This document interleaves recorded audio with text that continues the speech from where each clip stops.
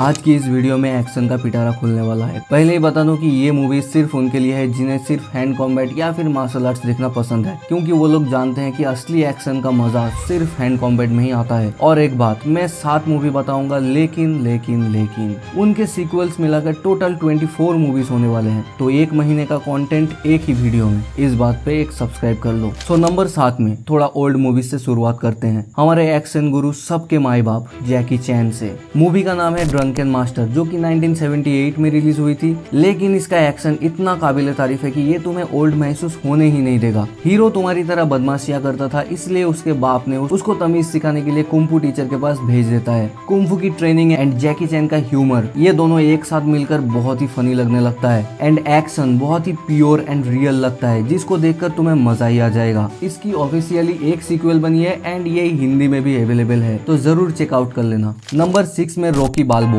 Release हुई थी 2006 में। ये मूवी रॉकी सीरीज की 6वीं मूवी है एंड 2006 में रिलीज होने के कारण मैंने भी इसको 6 नंबर पे रखा है, जिसका कोई भी तुक नहीं बनता। मूवी बॉक्सिंग लवर के लिए बेस्ट है। कहानी में रॉकी भाई रिटायर हो जाते हैं, लेकिन एक वर्चुअल कंप्यूटर मैच उसको फिर से फेमस कर देता है, जिसके चलते करंट चैंपियन उसको चैलेंज करता है एंड रॉकी कैसे अपने लेगेसी को बरकरार रखता है, ये स्टोरी पूरी मूवी में देखने को मिलती है। मूवी में दिखाए गए ट्रेनिंग्स एंड मैचेस इतने परफेक्ट है कि जिसको देखकर तुम्हारी जवानी फिर से जाग जाएगी। इस मूवी का हर एक सीन आइकॉनिक है, सच में लगने लगता है कि एक लेजेंड अपनी आखिरी लड़ाई लड़ रहा है।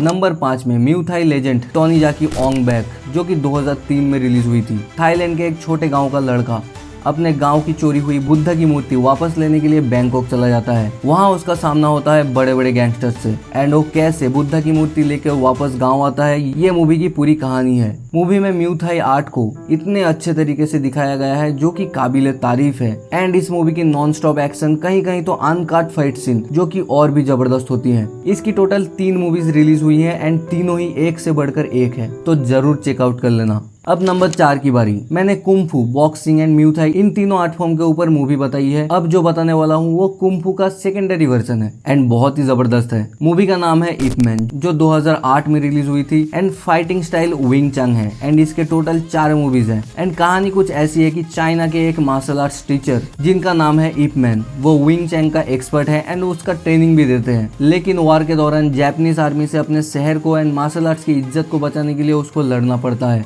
एंड यकीन मानो, लड़ाई देखकर तुम्हारी हालत खराब हो जाएगी। सिर्फ इप मैन का चेन पंच इतना जबरदस्त लगने लगता है कि मानो अगर सीख लिया तो हर फाइट में तुम्हारी ही जीत पक्की है। मूवी काफी बढ़िया है, इसको मिस मत करना। टॉप 3 से पहले सब्सक्राइब कर लो, क्योंकि ये करना भी जरूरी होता है, कब समझोगे। टॉप 3 पे मैंने स्टोरी एंड एक्शन इन दोनों पे ही फोकस किया है, इसलिए तीनों ही एक से बढ़कर एक है। नंबर 3 में 2011 की रेड, बॉलीवुड वाली नहीं बल्कि Indonesian action thriller pack and इसके टोटल 2 मूवीज है एंड दोनों ही तबाही है। एक इंडोनेशियन स्वाट टीम एक गैंगस्टर को पकड़ने के लिए बिल्डिंग में घुस जाती है एंड घुसी तो थी पूरी टीम, लेकिन बचा था सिर्फ एक। उस बंदे को सामना करना पड़ता है ब्रूटल स्किल्ड फाइटर्स से। पहले फ्लोर से आखिरी फ्लोर तक फाइटर्स और भी तगड़े एंड खतरनाक होते जाते हैं। कभी हैंड कॉम्बैट तो कभी गन तो कभी कटाना, क्या कुछ नहीं दिखाया गया है। अगर तुमने टाइगर श्रॉफ की बागी सीरीज देखी है तो उसमें भी सेम कॉन्सेप्ट दिखाया गया है।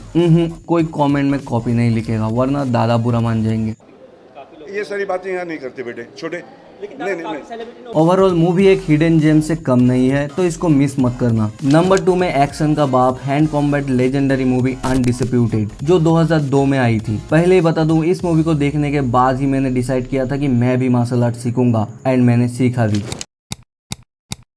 कहानी कुछ ऐसी है कि फेमस बॉक्सिंग चैंपियन जो किसी वजह से जेल में चला जाता है, लेकिन जेल में पहले से ही मुनरो हैचन नाम का एक अनबीटेबल बॉक्सर पहले से ही मौजूद था। जेल के अंदर जेलर के मनोरंजन के लिए अंडरग्राउंड फाइट्स होती है एंड जीतने वाले को जेलर एंड जेल का दोनों का इज्जत मिलता है, इसलिए इन दोनों का फाइट करवाया जाता है एंड कसम से फाइट धमाकेदार होती है। हर एक किक एंड पंचेस बिल्कुल चुम्मेश्वरी होते हैं, देखकर गूज बम्स आना लाजमी है। इन टोटल 4 मूवीज बनी है, 5th मूवी बनाने के बारे में बात चल रही है, शायद 2026 में दिख भी जाए। हर मूवी की कहानी थोड़ी सी सिमिलर होती है, लेकिन एक्शन में इतू सा भी कमी नहीं होता। मेरी तरफ से 10 on 10। नंबर 1 में 2015 में आई क्रीड। ये मूवी रॉकी बाल्बोआ की फ्रेंचाइजी को बिलोंग करती है, लेकिन एक अलग मूवी है। जैसे बैलेरिना जॉन विक यूनिवर्स से बिलोंग करती है, लेकिन वो भी एक अलग मूवी थी। कहानी में अपोलो